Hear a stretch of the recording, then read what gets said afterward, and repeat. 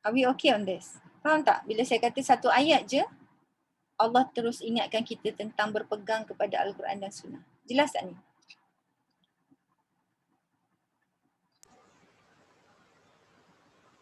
Jelas. Jelas tak? Jelas. Okay.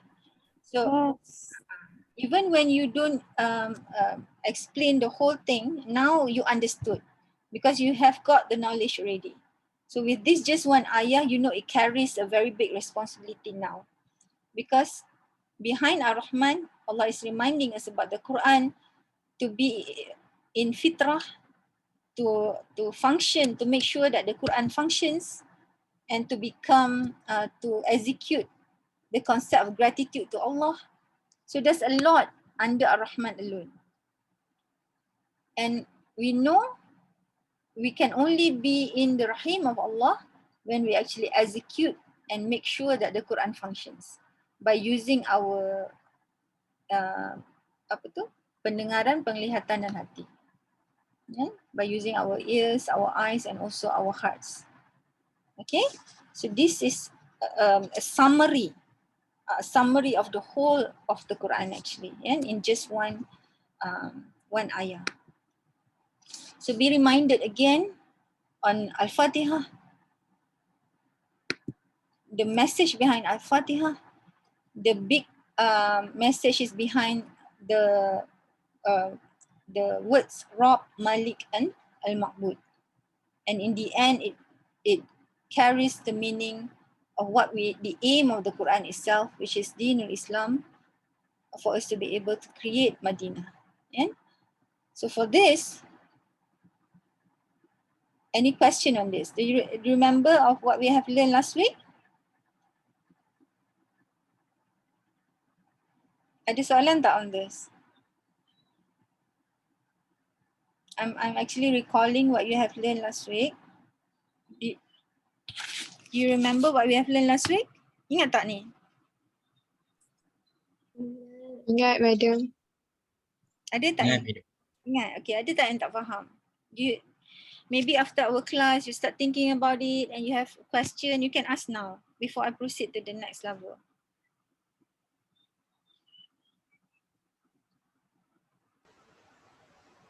Do you have any question on this? Jelas tak? Jelas tak on this? Jelas. Jelas, madam. Jelas. Jelas, yeah? Okay. So if you have any question, you can ask. You can stop me and ask. No problem. Because I don't want to go on if you don't have, if you have any, if we have any question in our hearts and we don't ask, then it's going to be difficult for you to understand the bit later and other things later. So let's clear up. If there's any question on this, you can just stop me and ask question. Okay? Alright. Ada ke? No. No. Okay. So I'll continue from here. Just to recall, what Rasulullah has done when he understood the message of Al-Fatihah. When he understood the message of Al-Fatihah, he did not turn back anymore. He knows that he has a very big responsibility to make sure to uphold the deen, for him to be able to create a place with the deen of Allah. Uphold the religion and correct the system and to correct the situation in Mecca by putting back the system of Allah and by putting back the deen of Allah in a place. So he started off doing that in Mecca, but he couldn't do it because there's too many obstacles, and he couldn't do it. What he did was the 13 years in Mecca, the first part of his strive, is 13 years in Mecca. He built the faith of the people. Dia bina keimanan. This is where the part of education. He is educating the people. Building faith through educating the people about the Quran. So you can see, he started off with the people, building the understanding of the people. Then only, because in Mecca, he was not able to do it, there was instruction for him to hijrah. The first hijrah that he did was to hijrah his mind. And the first hijrah that he did was to hijrah his mind to the mindset of the Quran and follow exactly what Allah wants him to do, exactly step by step. So because what he did before was not by the name of Allah. That's why he was not successful before the age of 40. He tried to do everything to solve the situation in Mecca before that, but it was not by the name of Allah. But after he received Iqra, then only he knows what to do, especially after he got the fifth wahyu yang kelima, iaitu Al-Fatihah. Then only he knows the aim of the Quran. Okay, so when he built the faith, that was 13 years in Mecca, and then after that only he hijrah to Madinah, because he was not able to achieve the aim of Al-Fatihah in Mecca at that time. So he knew he had to do it somewhere else. Yeah, Allah instructed him to do it somewhere else. So that's where after the 13 years, he actually hijrah to Yathrib. Yeah, so we are going to look at this. Dia tanam dulu keimanan. If you look at the tree, you remember the tree that we have learned related to the Al-Fatihah. He built up the roots first. Yeah, he built up the roots. He strengthened the roots. Yeah, building the faith, building the aqidah. Then he start to when he hijrah to Madinah, then only ibadah, and also you can see the fruits of what he has dia tanam dia tanam pada 13 tahun tu mula nampak pada in Madinah. The fruits of what he has sacrifices during the 13 years, you can see the fruits in Madinah. Okay, so let's go to the next part where we want to understand about Madinah. Yeah, this is very important for us to understand how we actually do it. Yeah? These three events are important, very important event in achieving Madinah. It was the Aqabah Treaty 1 and 2, and the importance we are going to go through this, and Hijrah itself, and finally Madinah Constitution or Piagam Madinah. So we're going to go through this. You have to understand what he did. Looking at Al-Fatihah, looking at the this diagram again on the right, then we understand what he did. Aqabah Treaty 1, Aqabah is actually a place located between Mecca and Mina, Mina and Mecca. By the 12th year of the prophethood, okay, we come back to this. By the 12th year, that means before he actually hijrah to Madinah,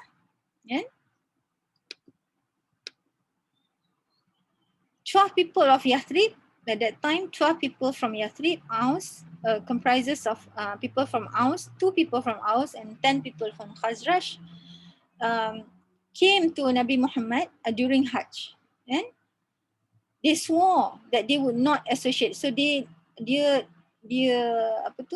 angkat sumpah dengan Nabi Muhammad, and at that time they pledged to accept Islam.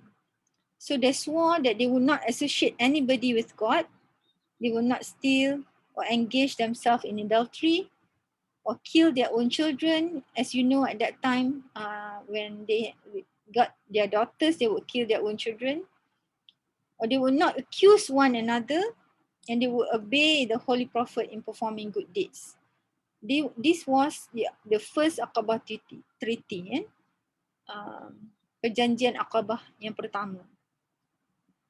So at this point, they swore that they will obey Rasulullah SAW in performing good deeds. And at this time, Mus'ab bin Umair was sent to Medina to propagate Islam. So if you look at this diagram that we see here on the right, so he actually focused on the Jama'ah first, on the left. Can you see my arrow? Nampak tak arrow? Yes. Nampak, madam. Nampak. Okay. So he started with building the Jama'ah, building the roots, building the faith and also aqidah. So if we want to make changes, this is the thing that we have to follow. His sunnah, macam mana dia buat? Dia buat dengan beri pendidikan dulu. He actually do it with building the education to the people. Giving the right education from the Quran.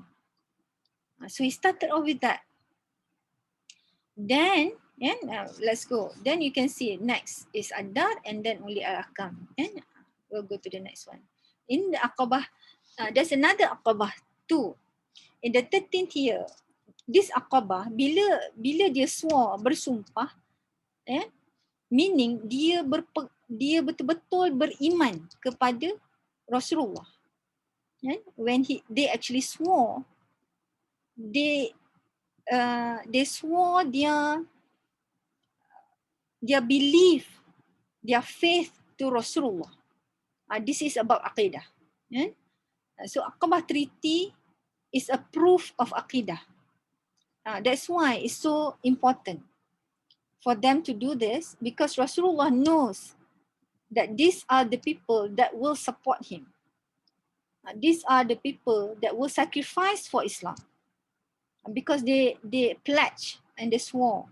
And then he knows their Aqidah. So Aqabah Treaty is about Aqidah. Aqabah Treaty 2 is also about Aqidah. That means building the faith. In the 13th year of prophethood and at the Hajj ceremony. And during Hajj. So we know, through this we know Hajj is already performed at that time. But it is not according to what Allah wants. That's why when we see the situation right now, we are in the same situation like what Rasulullah is experiencing. People go to Hajj now, but they don't understand fully why Hajj is being done. And why the process of Hajj itself, maybe they understood. But why do you have to do Hajj? You have to learn it from Surah Al-Hajj. You understand the reason behind. If you look at this, during Hajj is the time when you start to propagate, when Rasulullah propagate Islam or the right message from the Quran. That is during Hajj. A group of 75 people now from Aus and 2 women entered Mecca. And they also pledged to Rasulullah in the name of Allah that if the Prophet emigrated to their city, they would protect him like their own relatives and children and fight anybody who fight against him. This is also a swore upon their Aqidah. So Rasulullah has faith in these people and understood that they are the one who's going to support the fight of Islam. For this reason, this treaty came to be called the Pledge of War. At the end of this meeting, the signers elected 12 representatives to manage their affairs upon their return to Yathrib. Rasulullah gave them what to do. So we can see in this two Aqabah is such an important event that Rasulullah is sure there is already people behind the purpose of the Quran. So that's why he become confident of emigrating to Yathrib. So this is the process he has gone through. And then only there is the instruction to Hijrah. So when you look at this, in Surah Al-Shu'ara ayat 42:13, if we recall, this is the sunnah, the compulsory sunnah. Establish the religion, establish the deen, and not be divided therein. So he was not able to do it in Mecca. All the Kabilah, the Arabs Kabilah was still divided when he tried to pledge or he tried to sampaikan Islam tu pada mereka. When he tried to educate them about Islam from the Quran, a lot of them are still divided. So that's why he was not able to do it. So the first thing when he reached Yathrib was to unite the people of Yathrib. Then you can understand what he actually does. He really uphold the religion and not be divided therein. So in the process of hijrah, he actually stopped in Quba. He actually stopped in Quba and built the Quba Mosque. This is the oldest mosque in Saudi Arabia. So what is the meaning of this? So we go back and I try to understand the process. The meaning of this, when he already have faith that he has enough jama'ah that will support the fight for Deen al-Islam, then the next step is to put the territory, to put the adar. Yeah? That's why he built Quba Mosque. So set to change the city forever, built ahead of anything else, which assumed the role of center of gravity in the affairs and development of the community. When the Quba Mosque was built, that was when he actually stand firm and say, this is the territory of Islam. So that is the reason the Quba Mosque was built, to show the existence of Islam. So that's why it's so important. That step was a very important step. If you look at this diagram, after Jama'ah, after educating the people, building the faith of people, the next step is to make sure that you have the territory or the area that will become the center of gravity for these people to be united. Okay? Then only when he reaches Medina, when he reaches Yathrib, he unite the people over there. Then comes the constitution of Medina. Then only Al-Ahkam. Nampak tak? Baru law itu diletakkan. So, let's just stop here for a while. Why do you think he started off with building the understanding in the Jama'ah? Why he did not start with putting the law in place first? Why do you think so? Let's just have a short discussion on this. Can we share for a while? Rasa kenapa dia mulakan dengan memberi pendidikan kepada jemaah? Bukan dia meletakkan hukum terus. Kenapa rasanya? So that they can understand the Islam. Okay. So that, Alhamdulillah, nampak. So that when the law is being put in place, there's no more question because they already understood and they got the knowledge about that already. So when the law is put in place, there's no argument anymore. People will believe and abide to it. But if you put the law first without educating the people, then a lot of the people will be against it, don't want it. Sebab they don't have the knowledge about the law. Nampak tak?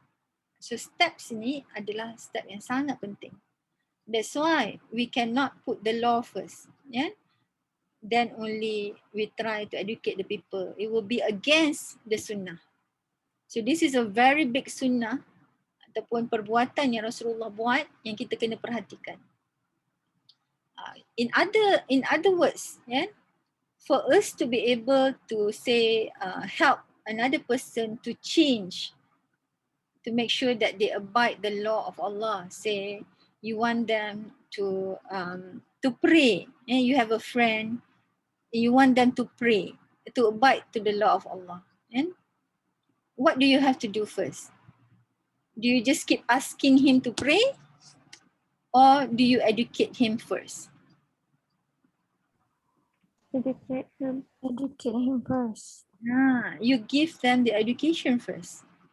Nampak tak? You slowly educate them first. Yeah, why? And educate them about Allah, educate them about Quran. Then only you ask them to abide kepada, to ask them to ibadah. This is once you put the law, that means that is the part of ibadah. Yeah, we have to execute the ibadah. So then you look at this. In the constitution of Medina, was written in 622 Hijrah. It's based on the Quran. Yeah, the Constitution of Madinah is based from Al-Fatiha itself. So as the foundation for the Dinul Islam, it's the foundation of Islam, about the responsibility of the ruler and the people. Okay, so if you can see this diagram, when you want for Madinah to be built, it has this part, the right part, that is the ruler, Al-Ahkam, ya, daripada Maha Pengatur, the rules, aturan yang rububiyah and Al-Ahkam, this is the ruler. And the right, the most right, the left part is actually the people. So Constitution of Madinah comprises of all these three aspects.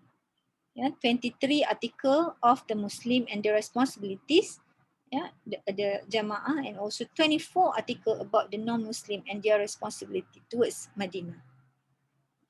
You see, the non-Muslim is also accepting the Constitution of Madinah because their rights has been taken into consideration in the Constitution of Madinah. That's why they are able to abide to it. So that's where the rule of Rasulullah sallallahu alaihi wasallam based on the Quran was adil. Yeah? Adil. Because it comprises of constitution for both. Yeah?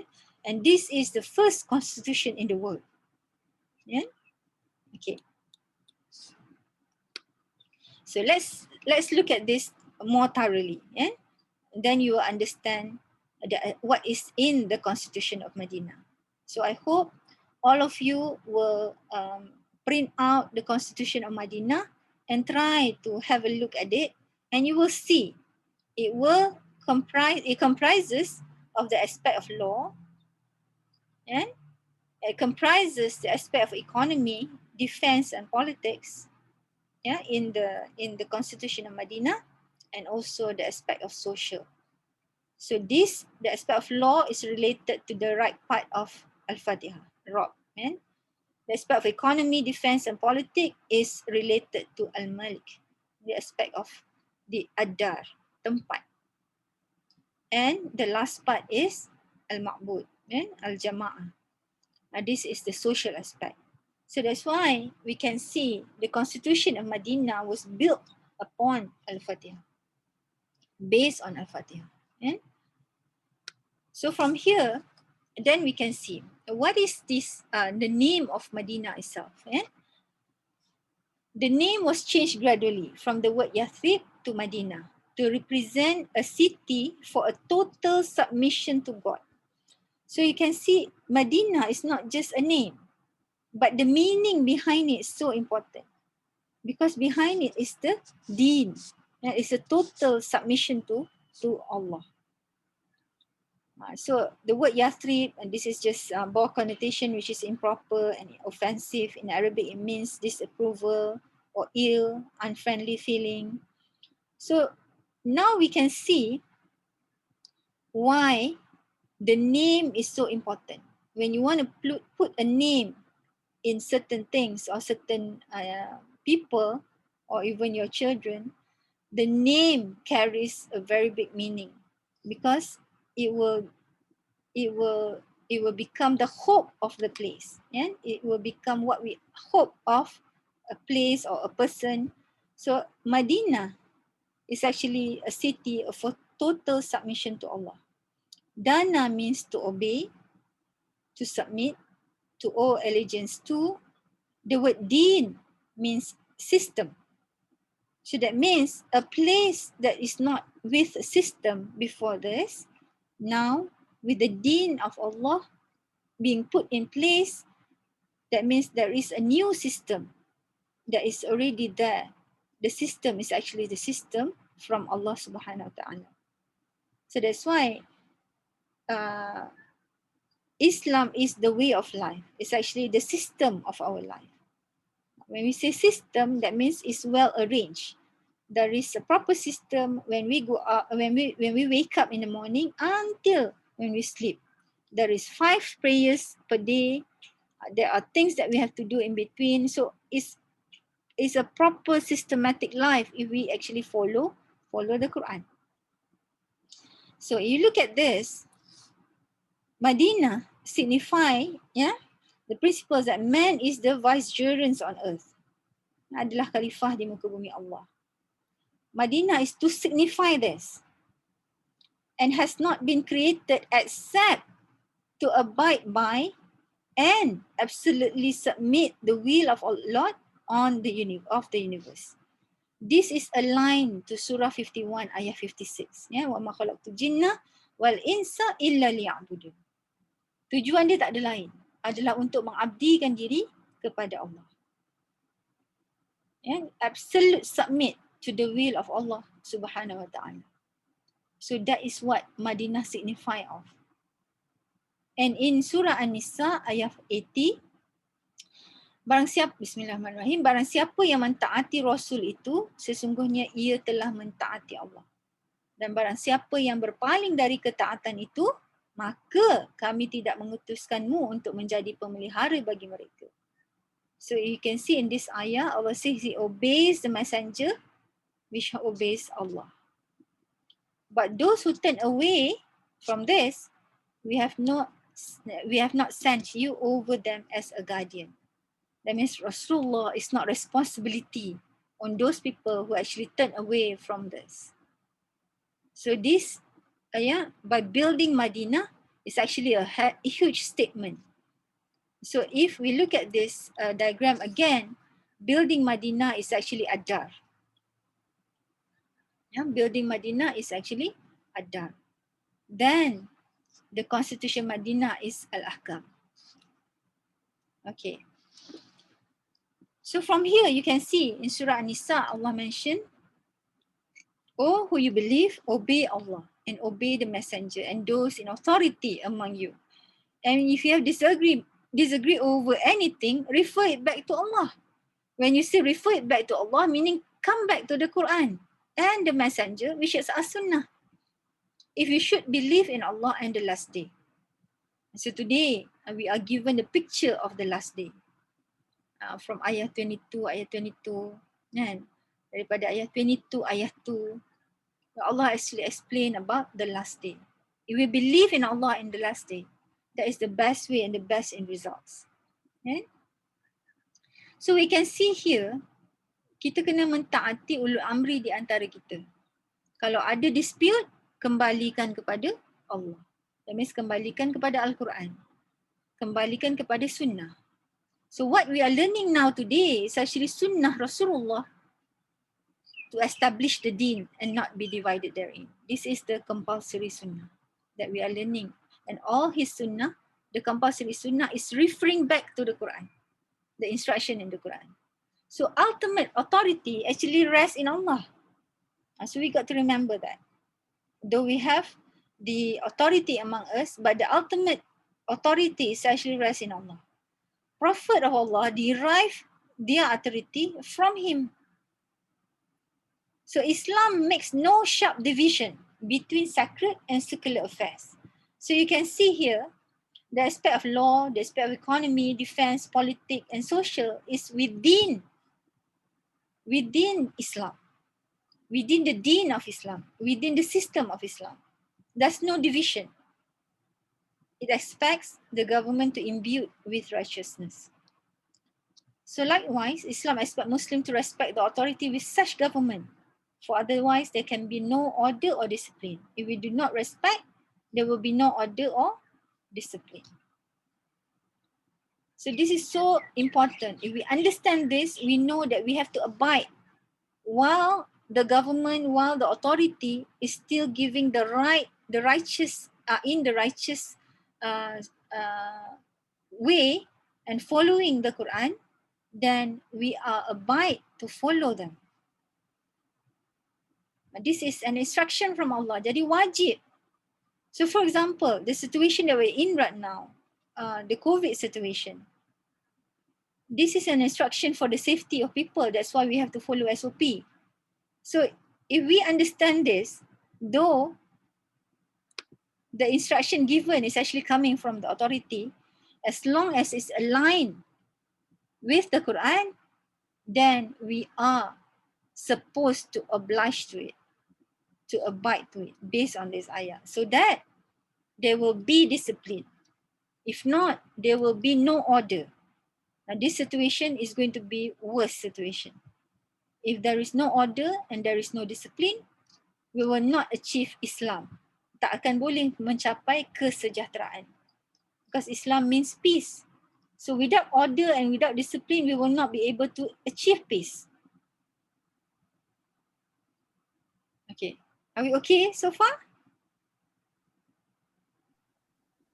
Yes, madam. Yes, okay, madam. Okay, Okay, I'll go on a little bit more. So Madinah also means to be indebted to someone. So when we want to create a city, yeah, it's actually a city, an Islamic city, is remind people of our indebtedness to our creator and sustainer. We are always in debt to Allah Subhanahu Wa Ta'ala. If we understand this, then we will always do our best to fulfill the debt.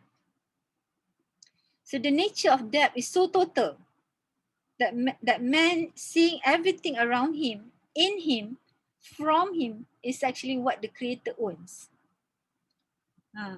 So this is the thing that we have to understand. Whatever that we have right now with us, even our body, is something that we borrow from Allah Subhanahu Wa Ta'ala. We borrow from him and we are going to give it back to him. So it's our responsibility to take care of this body that we have. Yeah, everything around us, our family, whatever is from him, our ideas, the knowledge that we get, the food on the table, is what the creator owns. Nothing is ours, nothing. Our money, if you look at your money, you know it's not yours. You know part of it has to be given away to people who are in need. He has no choice but to abase himself before his Lord and Master and give himself up in unconditional and complete service to him in creating a Madinah on earth. So if we understand Al-Fatiha and we understand what Rasulullah created of Madinah is guided by Allah Subhanahu Wa Ta'ala. So we know the next city or the next building that you are going to design has to be abide to this rule or to these steps that Rasulullah has led us or give an example to us. So the niyat and also the understanding has to be about this, about reminding people of our indebtedness to the Creator and Sustainer. And we ourselves have to know that first because we are the designer. And we are the architect of the built environment. This has to be built upon us and in us. So the lesson from the construction of Masjid Nabawi, and after he actually arrives in Madinah, then he built Masjid Nabawi. This is another mosque. Masjid Quba was before he arrives in Nabawi. So if you look at that, the map. So Quba from Mecca, Quba is nearing Madinah, but not yet within Madinah. Right? So when he built Madinah, he constructed Masjid Nabawi, yeah, as a community development center. So when we want to build a masjid now, we know a masjid is not just another building, but it's actually a building that is able to become a community development center. If you look at our mosque nowadays, a lot of our mosque is only a tourist center. It doesn't really work as a development center because sometimes we forgot where is the best location that we should put a mosque. Sometimes mosques are being built to become the landmark only. It's being put on top of the hill. So difficult for people to access it. And it was not built for the function that is supposed to be built. So if you look at Masjid Nabawi, we know it was built for the community development. So that means the community must be able to access it, must be able to reach that building easily. So this mosque is very simple, in the form with an arcade on a Qibla wall made of palm trees, or palm trunks, used as a column to support roof of palm leaves and mud. But most importantly, it made the purpose to propagate the message of the Quran. That is the most important thing. The purpose is achieved. So when he built this mosque, he's able to achieve the purpose of the building. So whatever building that you are going to build, you must make sure that it achieves the purpose of that building. That is the first thing that you have to make sure. So that means the spaces that is inside the building has to be arranged properly so that it will be able to function. It's what it's supposed to function. Functional first. Then only the form. So what he has was a simple form and a very sustainable form, because he did not have to import materials from so far and increase the carbon footprint, but he actually used whatever is there around him. And the material that is around him is actually sustainable, and he can change whenever he needs to because the material is available. So this is a very important lesson about sustainability. So the Qibla wall was made from palm trunks, columns to support the roof of the palm trees. So using all this material that he has, give the coolness, using mud. If you study the material, mud can create masses, mass which can absorb heat. So the internal part of the mosque become cooler. So this is actually a lesson learned from Masjid Nabawi. Inshallah, in the future, you will be learning about Masjid Nabawi in more detail in history of architecture. You'll be learning about the construction of Masjid Nabawi, in detail. So in this class, we want to take the lesson from this.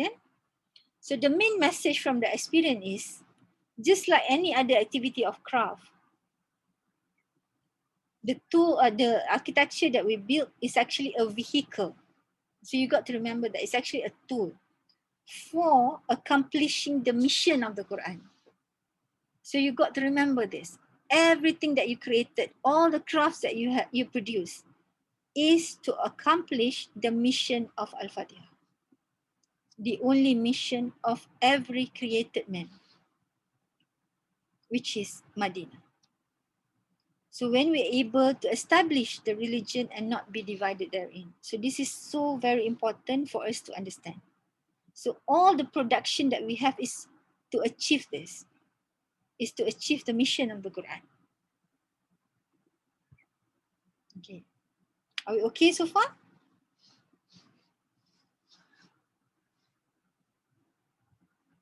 Are we okay? Yeah. Yes, madam. All right, okay. So let's look at a sample of an Islamic city for us to understand this better. Because Medina is actually a sample of Islamic city. So an ideal Islamic city is the one whose layout, that means the arrangement, the urban form, design and function are inspired by Islam, permeated with Islamic spirit, and stand for the embodiment of Islamic principles and values. Okay, the blue color, the red color, and the green color has meaning. Okay, so let's see. So over here, you can see the layout, the urban form, design, and function. Where is that? Is it the law? Is it the place? Or is it the jama'ah? The blue color.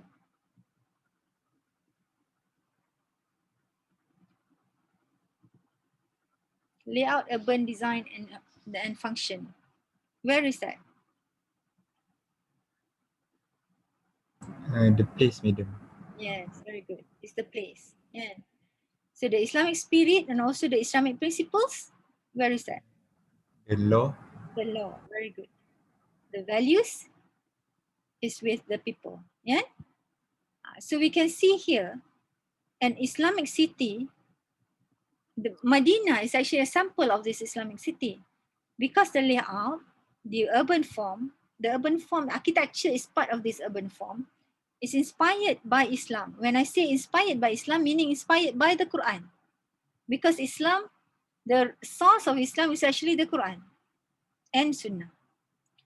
Permeated with the Islamic spirit and the stand of an embodiment of Islamic principles. So whatever is produced is permeated with this Islamic spirit and the Islamic principles. Then only we will have the values within the people that is live in that place. Okay, I give you an example. Abbasid Caliph Al-Mansur, when he was building the city of Baghdad in the year 762, he understood Al-Fatiha. He understood the meaning behind Rabb Malik and Mabud. In the name of Allah, that is the law. Praise be to Allah. The earth, this is his prayer upon the building of city of Baghdad. The earth is Allah, that is the place to give as a heritage. It's Allah. Yang Allah punya. To such of his servant as he pleases. Bila dia nak bagi, dia bagi. Itu hak dia. And the end is best for those who are righteous. So he prays that this place, he started off with the name of Allah. He started off with the spirit of Islam, the Islamic principles. And he knows what he built is actually Allah's, it's not his. And the city is actually for those who are righteous. This is what he hoped for. He prays that it is for those who are righteous. And that's why when we understood this, is to achieve what he did. The building of Baghdad is to achieve the mission of the Quran. Is to achieve 51 ayat 56 tadi. Wa ma khalaqtul jinna wal insa illa liya'budun. Untuk membolehkan manusia mengabdikan diri kepada Allah. So every creation should be aligned to that. Should be aiming towards that. Then we are on the right path. Yeah? And we have to make sure that each of our creation will comprise of the aspect of law, the place, and also jama'ah. Okay. The prayer indicated whatever the Muslim may build and at whatever scale, the appropriate space is never regarded exclusively for men. No. Nor will its owners or tenants. Bukan. Rather, the appropriate place will be viewed as something temporarily loaned to men. That's why he said, the earth is Allah's.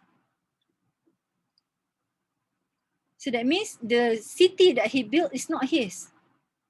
It's actually Allah's.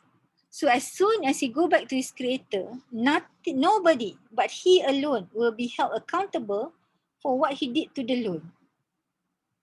How he handled it and what he managed to achieve with it. So this is his prayer. Yeah? The meaning of his. Therefore, for such a heavenly dimension of built environment, this is where we are. Yeah, where we are. We are in the course specifically about built environment. Now, Allah have chosen all of you to be here for a reason. And I'm sure each and every one of you have that strength. That's why you are chosen. So the Caliph for this big heavenly dimension of built environment of Baghdad, the Caliph engaged a group of people. Who are those who he chose? He chose those who has the virtue. He chose those who have the integrity, fidelity, the faithful. He did not just choose the best designer. No, but he chose those who has virtue from different regions to supervise the project. You know how many people? 100,000 people to build the city of Baghdad. To supervise, which includes the craftsmen, the engineers, the architects, the masons, the carpenters, and the blacksmiths. 100,000 workers to build the city of Baghdad. And now I just want everybody to think for a while. If you were there then, as an architect at that time, you are practicing, will you be engaged by the Caliph to be part of the supervising team? So this is where we evaluate ourselves. Do we have enough virtue? Do we have this integrity? Do we have this faithfulness for us to be part of this heavenly dimension built environment? So we don't have it yet. We know that we have to build this upon us. We have to build to become such, those with virtue, integrity, and also faithful. Try our best to be part of this supervising team, to be chosen to be part of this supervising team. So it's not just about best designer. It's not just about being able to draw, no. But it's about virtue. It's about integrity. It's about the faithful, understand the Quran. Another example. In Maula Idris, this is his prayer after having sketched only the ground plan. It's not even building the city yet. After finishing the design, having sketched the ground plan of the city of Fez in Morocco. And before the construction got underway, this is his prayer. He understood Al-Fatiha. He said, "My Lord, you know that I do not intend by building this city to gain pride or to show off. Nor do I intend hypocrisy or reputation or arrogance. But I want you to be worshipped in it. Your laws, limits, and principles of your Quran and the guidance of your Prophet to be upheld in it as long as this world exists. So Almighty, help its dwellers to do righteous and guide them to fulfill that. Almighty, prevent them from the evil of their enemies, bestow your bounties upon them, and protect them from the sword of evil. You are able to do all things." So when he built this city, he knows it's not about pride. He knows it's not about showing off. It's not about his reputation. It's not about arrogance. But the only reason he built it is for the laws, the principle of this Quran will be practiced in it. So that was his prayer for the city of Fez. So he understood the message behind Al-Fatiha. He was building another Medina when he built the city of Fez. Khalif al-Mansur built another Medina when he built the city of Baghdad.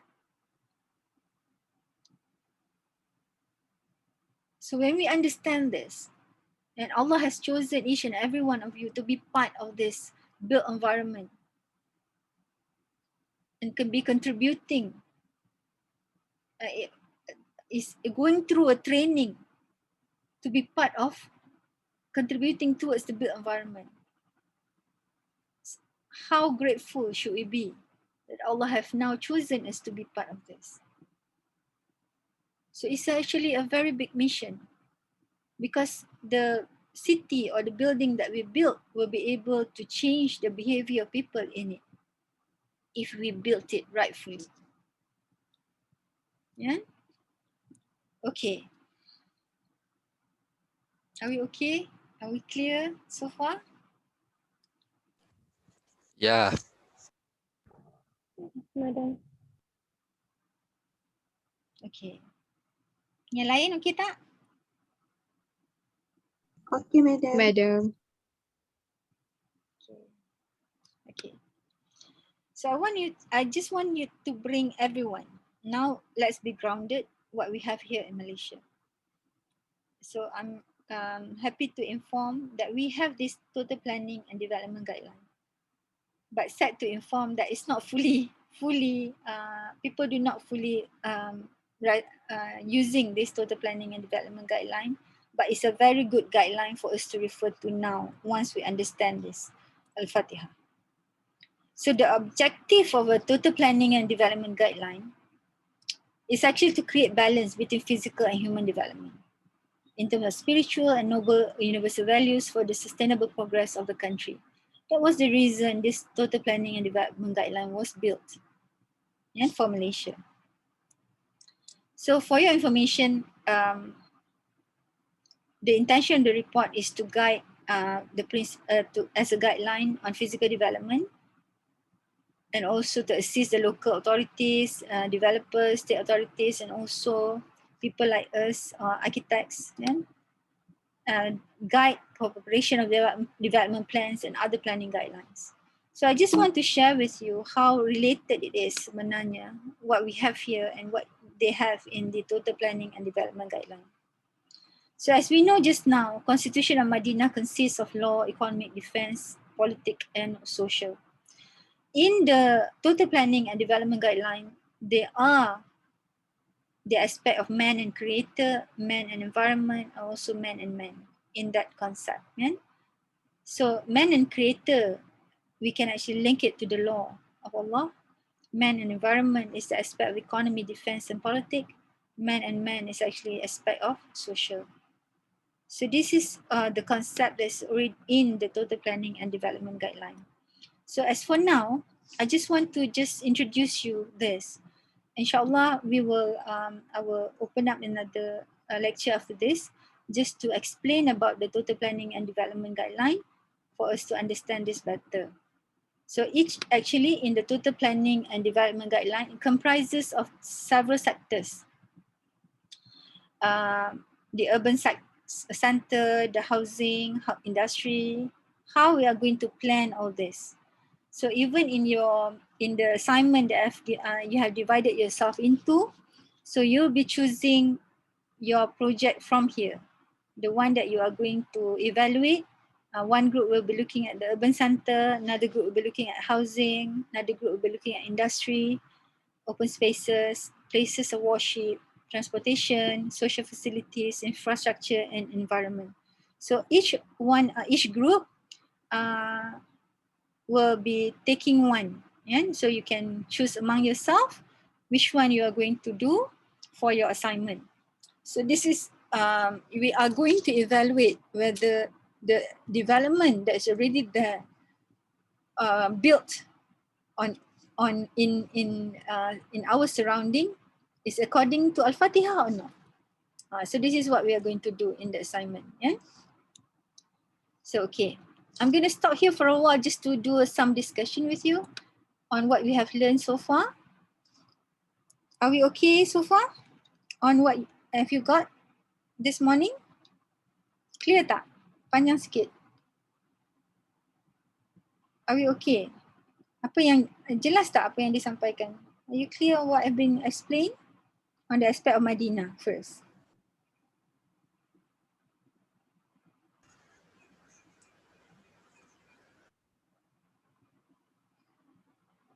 Tak ada respon. Okay, madam. Okay, tak apa. We'll just have a short discussion so that I don't want to go on and without me knowing that you understood what we have learned. Can we just get some feedback so that I know that you have understood? Okay. Nisa, can you share with me? What have you got? What have you understood this morning? Satu benda pun tak apa. Apa yang Nisa faham? Nah, apa yang jelas pagi ni? Everything in this world is not ours. So in everything decision we want to make, back to Quran, because Quran will guide us. So everything product tu dia akan jadi to achieve or accomplishing something based on what Allah wants. That for me. Okay, right. Kalau Haris? Haris, apa yang Haris jelas pagi ni?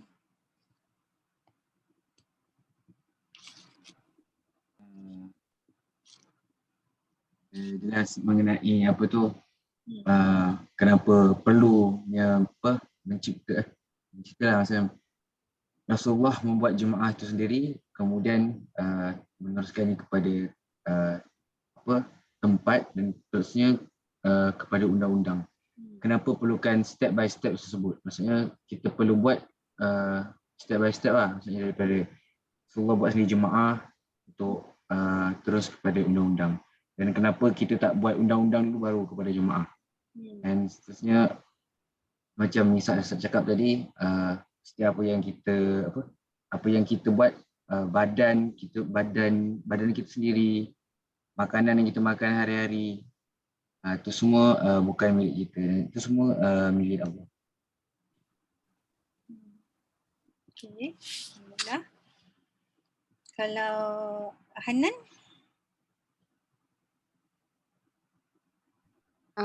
For me, saya faham part construction of Masjid Nabawi dan saya sangat sukalah part waktu Madam terangkan pasal tu. Sebab dia tekankan kepentingan untuk the function of the mosque itself. Bukan hanya sekadar tempat untuk kita datang dan buat ibadah, tapi sebenarnya serve lagi banyak functions. Macam yang sepatutnya serve lagi banyak functions untuk community. And the importance of using the sustainable material dalam satu design kita, dalam satu building. Okay, alhamdulillah. Okay, Irfan kalau?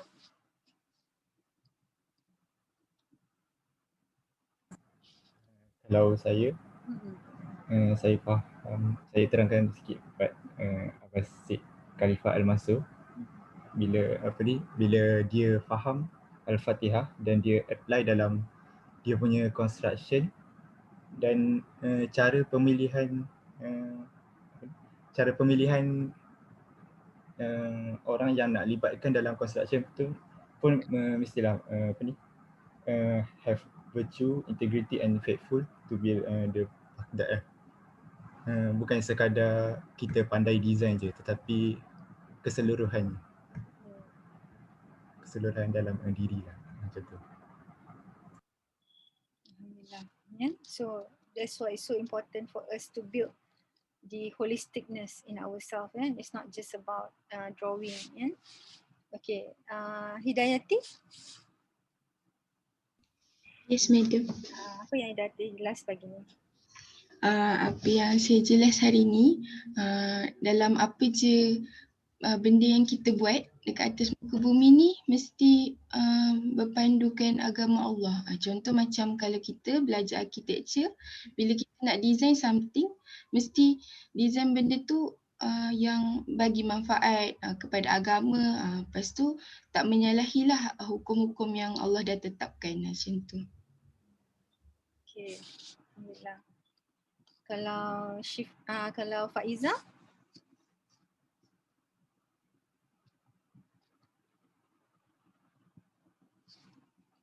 Faiza Husna?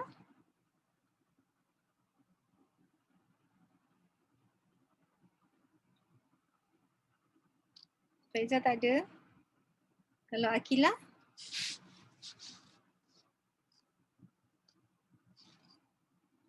Akila, are you there? Yes, Madam. What have you learned today?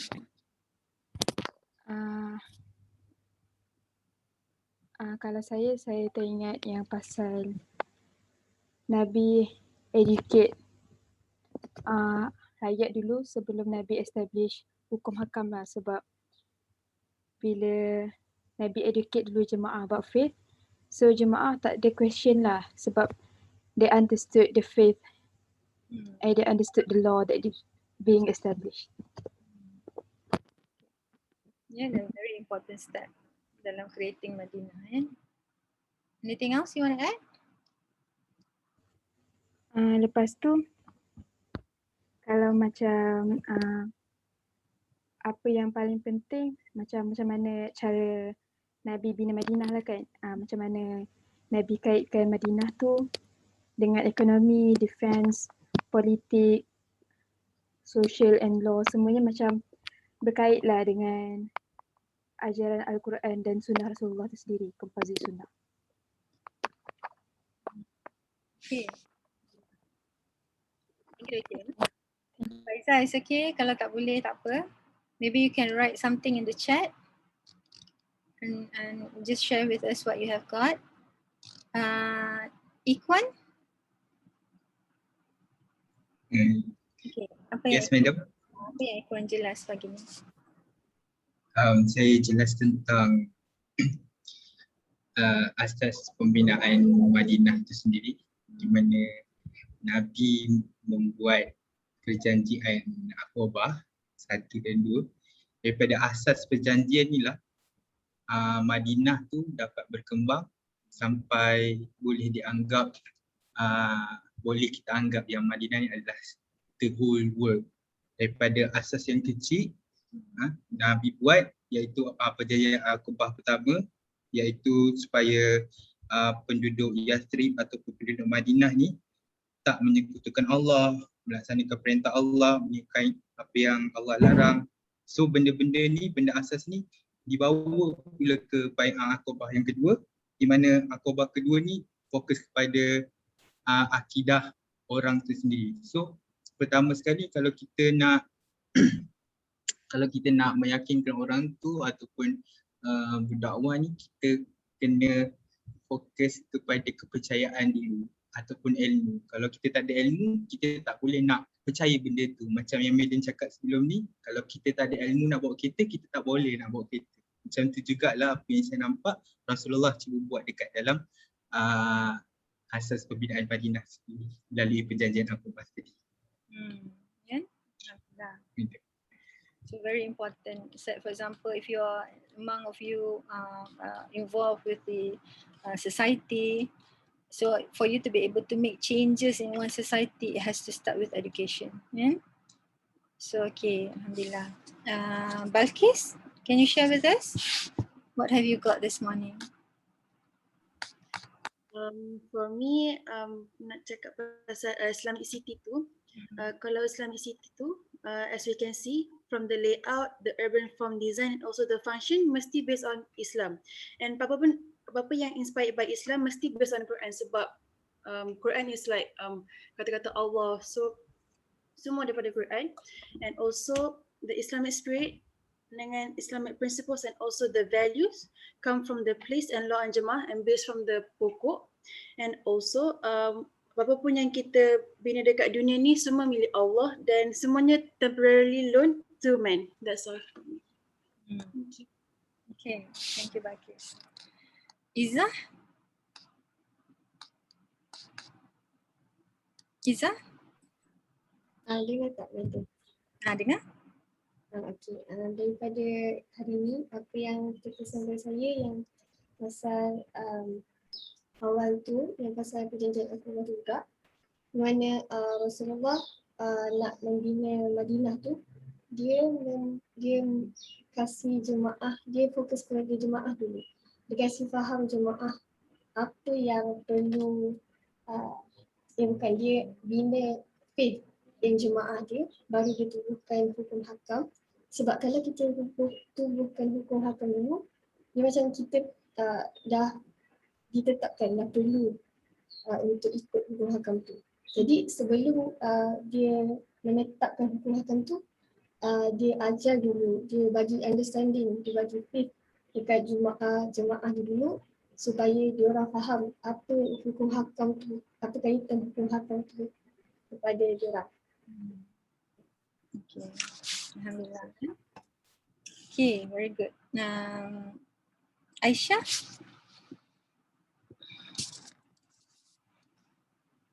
Aisyah?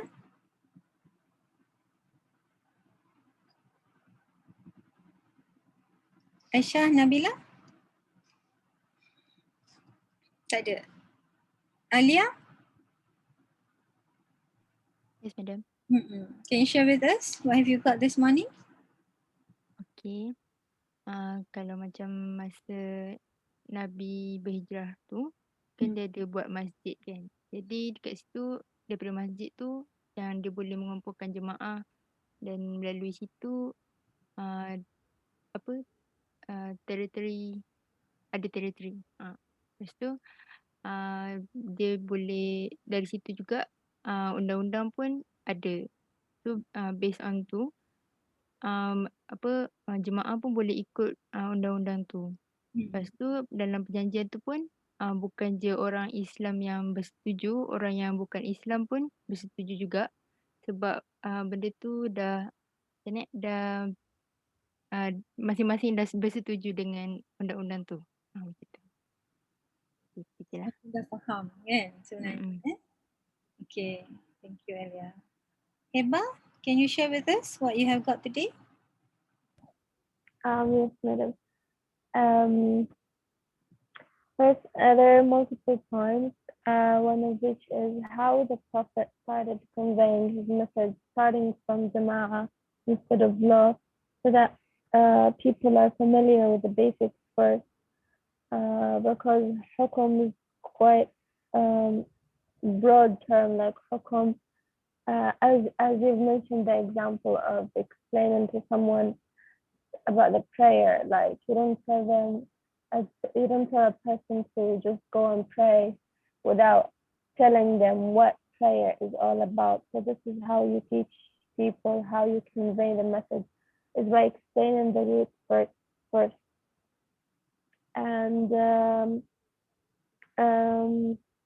also about Medina, the constitution of Medina, how first the name was changed from Yathrib, which means unfriendly feelings, into Medina, which Medina means fully, like Medina means deen, like to be dana, or to means to obey, to be fully submissive. So this is how it illustrates how important the name is, and that Medina is a city of total submission to Allah, and constitutions of Medina, man referred to the law of Allah, like he's the vicegerent on earth, and that he abided to the laws of Allah in constructing the Medina. One more thing is that I learned that the earth is not exclusive for men. His body, his clothes, his life is all in debt to Allah. So human doesn't own his life. It's all going to return to Allah. Hence, like he will be accounted to the laws. And I think, yeah, and learning from the Masjid al-Nabawi that before a building is built, it has to, like, before you build a building, you have to ensure that this building will fulfill the purposes of why it's built. So yeah, that's all. Like, thank you. Thank you very much. Okay, it's very important for us to understand the aspect of dana just now, indebted to, so that we know that nothing that we have actually is owned by ourselves. So then that will reduce the that will make us humble to Allah Subhanahu wa Taala. So we want to be humble to Him, although we design something beautiful, but it's actually because we want to be His servant, to give the best and to pay back our debt to Him. And so if you have that kind of the worldview or the mindset like that, then we will be able to control our heart so that we will not become proud of what we have done. So we want to keep it being humble wherever we are, inshallah. Okay, can we have Widat? What have you learned today? Widat, are you there?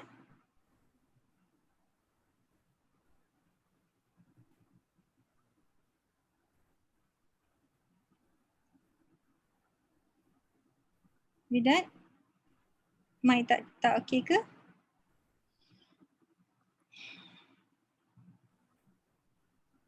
Tak dengar. Okay, tak apa. If you cannot, your mic is not functioning, can you write in the chat what have you got today? Ilya Sakina?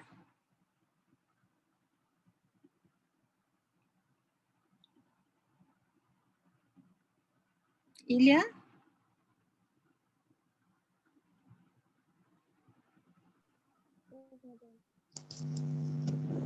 Madam? Ya, agak boleh kongsi sikit apa yang jelas pagi ni? But I get that this world is we didn't own anything of it, and we live on this world with purpose by following and abide the rules that Allah has given to us, and then that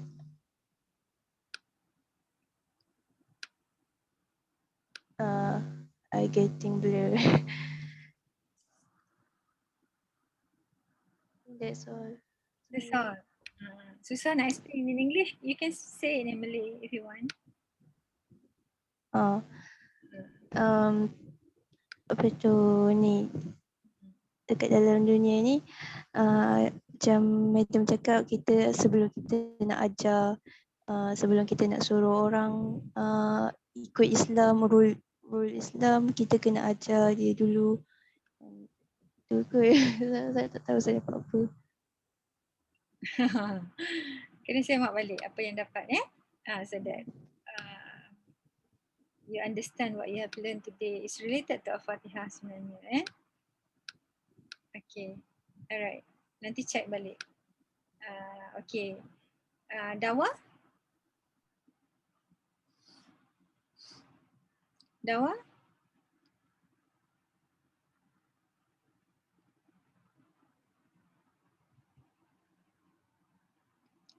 Okay, Adam? Adam, are you there? Yes, madam. Can you share with us what you get today?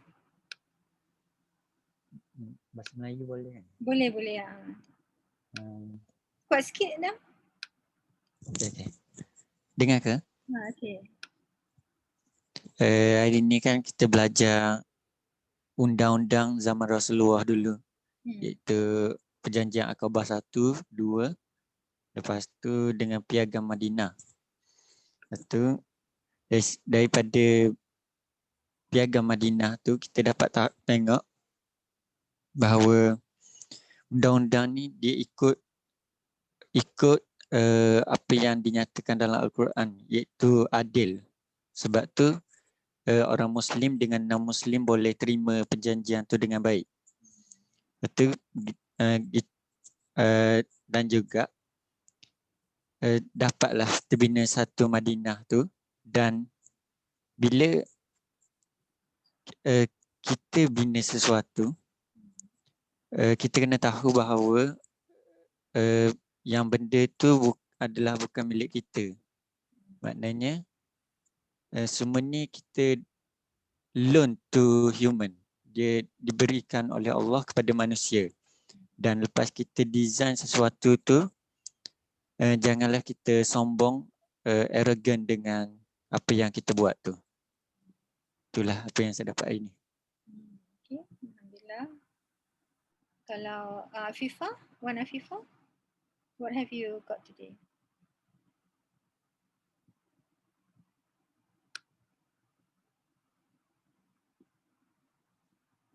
Afifah, are you there? Madam, I think Afifa go to the toilet. Okay. Fahmi? Fahmi?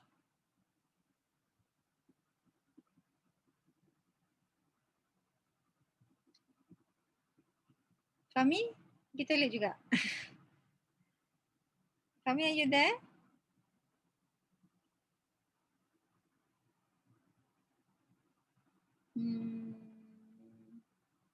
Faika, Fazana.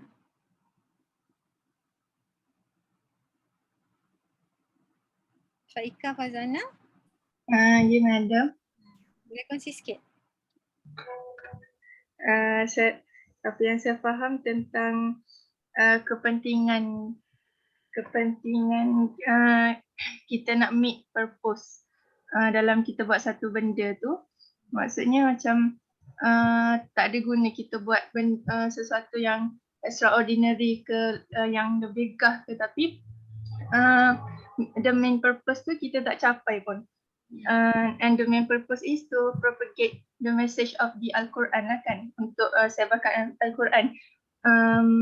Jadi untuk sebar tu kita kena fahamkan dulu apa yang kita nak sebarkan, apa yang the message di Al-Quran. So that's why education tu penting. That's why Nabi didik dulu the jamaah. Okay. Thank you. Maybe last one from Zuhilmi. Yes, madam. Can you share with us? What I get is that from the ayat yang Bismillahirrahmanirrahim tu, it is totally make me the reminding us on the Al-Quran dan As-Sunnah dan Al-Quran.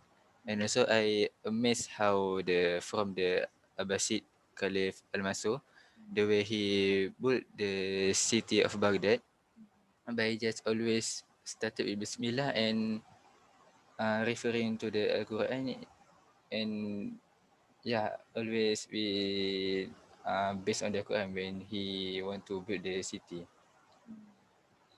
Yeah, that's all. Okay, if I can conclude, all of this, so if we understand Al-Fatiha, we understand the aim of Fatiha, then the rest of the thing will be clear. Yeah?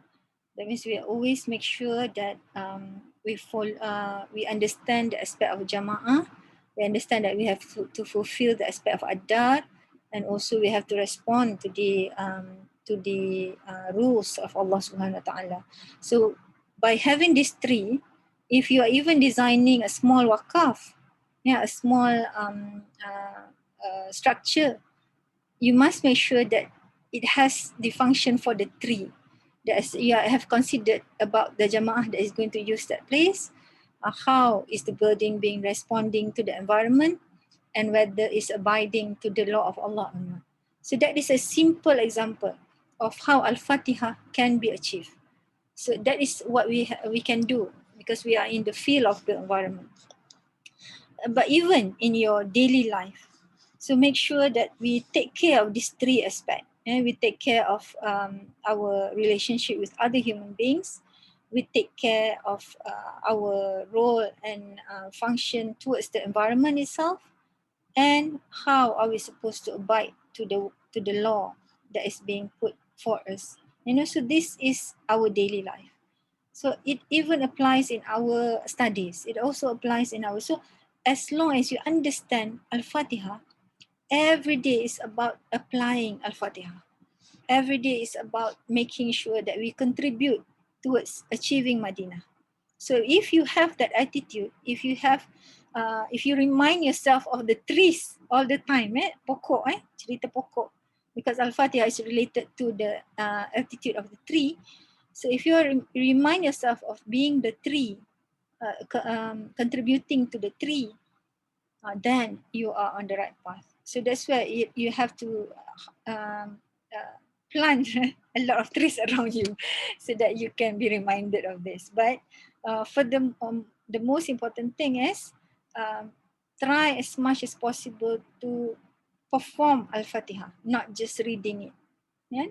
Not just reading in our salat without understanding.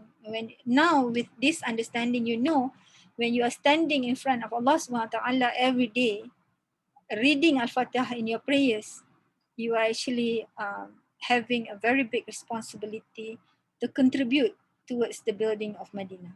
So we're not just standing for the sake of praying that 5 times a day, but it's actually with a full responsibility that we know we have a role to play in the building of Medina throughout the world, inshallah. And if not, at least in our home or at least around us.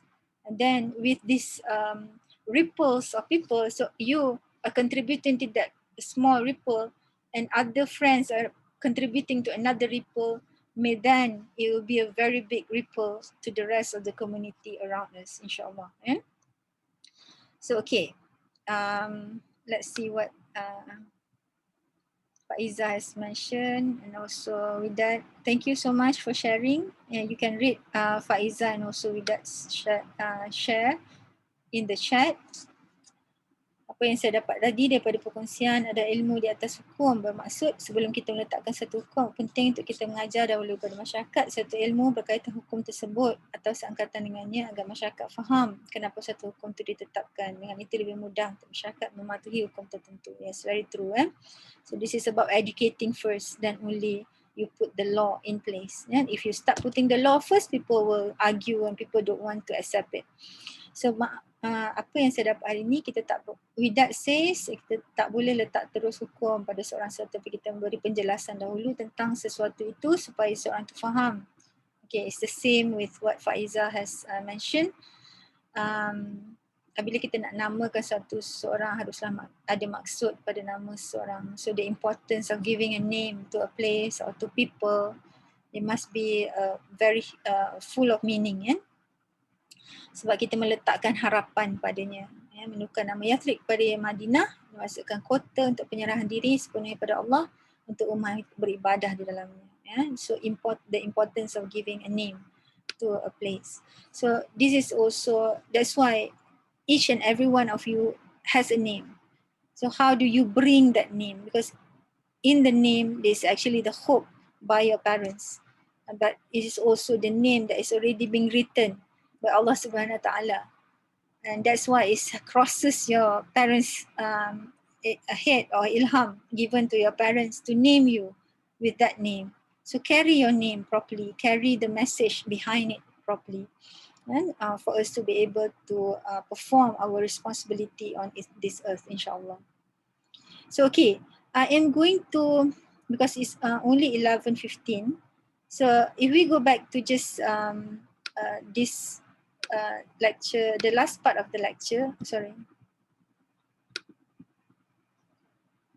I just want you to take note of this, and maybe I will share this, I will share the PowerPoint after this with you, but I want you to also take note and divide yourself into the 9 groups, yeah?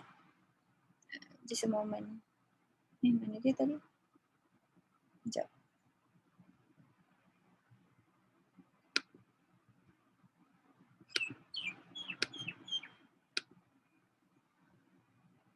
Sekejap, sorry.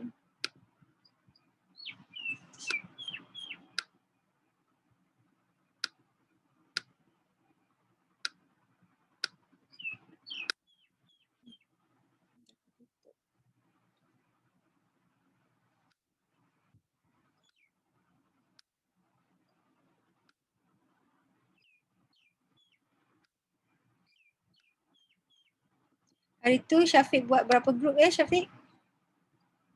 Ingat tak? So sekarang ni there is 9 groups ya. So insyaAllah if everything goes as planned, all of you will be coming back after Hari Raya, after Aidilfitri, 2 weeks from now. So I want you to start choosing, if you can discuss among yourself, first choosing which one your team will be taking on. Say for example, one group will be looking into urban center, So another group will be looking into housing and so on.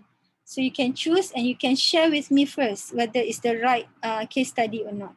So if you can discuss among yourself first, then inform me what is your case study so that you got the right one. Yeah. So for example, industrial area. So in Nilai, we have a lot of industrial area, a lot of housing area. All these are, we got sample of this in Nilai. So if, say for example, in case, this is just in case, I have a plan B, if the MCO is executed and we cannot come back to Nilai. So I would like, maybe we have to re-look into the groups and combine those within the same state in the same group. That is another way of doing it. So last time when, last semester when we did this project, your seniors actually, because they are at home at that time, they combine those who are living in Kelantan together in one group. Those living in Perak together in one group. So we might have to reshuffle the team if the MCO still goes on and we cannot come back. So I hope everybody is mentally prepared also if we need to do that change. Because we don't know the situation right now. As we have learned in Ayah 22, if a lot of our community is still not learning from our mistake, that means this MCO will be prolonged.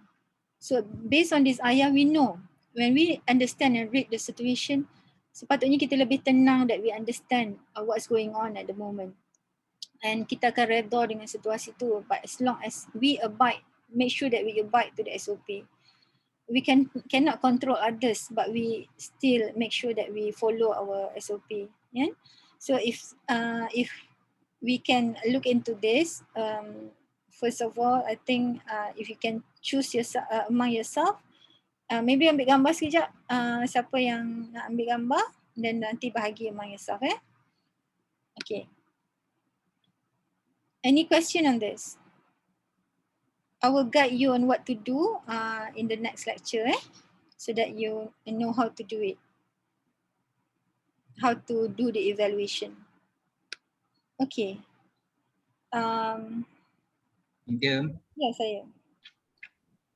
kenapa yang grup tu kita kena bagikan dekat dalam state yang sama? Itu kalau kita tak boleh balik. Okay, Kuan? If we cannot come back. If there is kalau maksud sorry. Oh, okay. Maksudnya sekarang ni kita orang kena buat kumpulan rawak je lah, pun tak apa Sekarang tak apa, because tak ada lagi instruction MCO. Yang MCO yang tak boleh balik tu, faham tak? Kan dekat certain state they already mention that kalau MCO macam PKP first time, we cannot move and we cannot come back to the university. So if you cannot, we don't know because the case is rising. If you realize now it's 3,000 something. So I'm not sure what is the next instruction by the government. So but we have to be prepared just in case if there is an instruction that all of you cannot come back to the university. So this assignment has to be done in your state, in your country, or in your home at home. So for you to be able to do that, because this is a group work, so you might have to reshuffle the team and combine with those who are near you. And instead of, I'm not sure with the current group that you have at the moment, I'm sure that it's actually a mix, right? So no worries at the moment, just stay as how you have divided yourself. It's okay, the group that you have got so far is fine. Just in case, if there is any instruction about what I'm saying just now, that you cannot come back and so on, we have to do a plan B. But as for now, just stay as it is. Boleh, Ikuan? Alright, madam. Thank you. Okay, So, okay. Awal pula hari ni. Okay. So, tak apa. I think kita habis awal pun tak apa. As long as you understand what you have learned from today's class. I think we can leave early today. If there is any more question for today's class, ada tak? Ataupun from the previous class, if there is any question, you can ask now.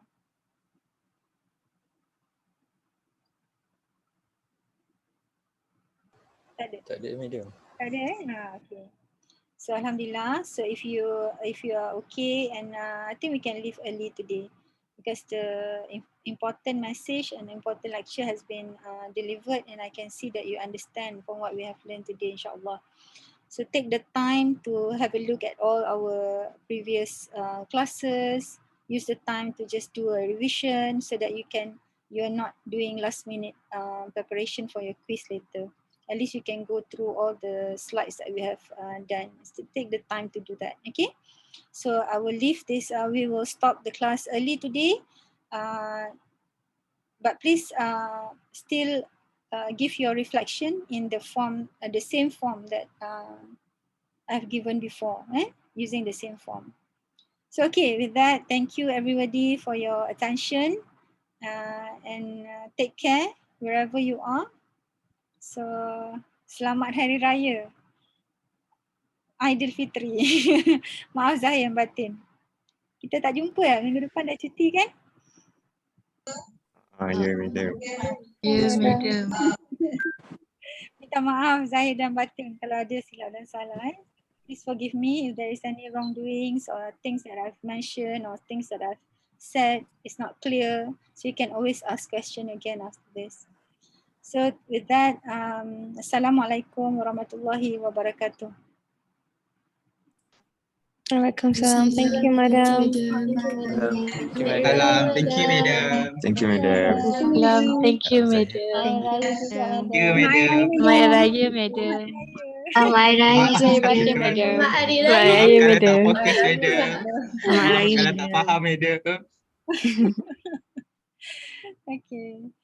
Kalau tak faham tanya, Okay, madam. Okay, bye. Assalamualaikum. Salam. Bye.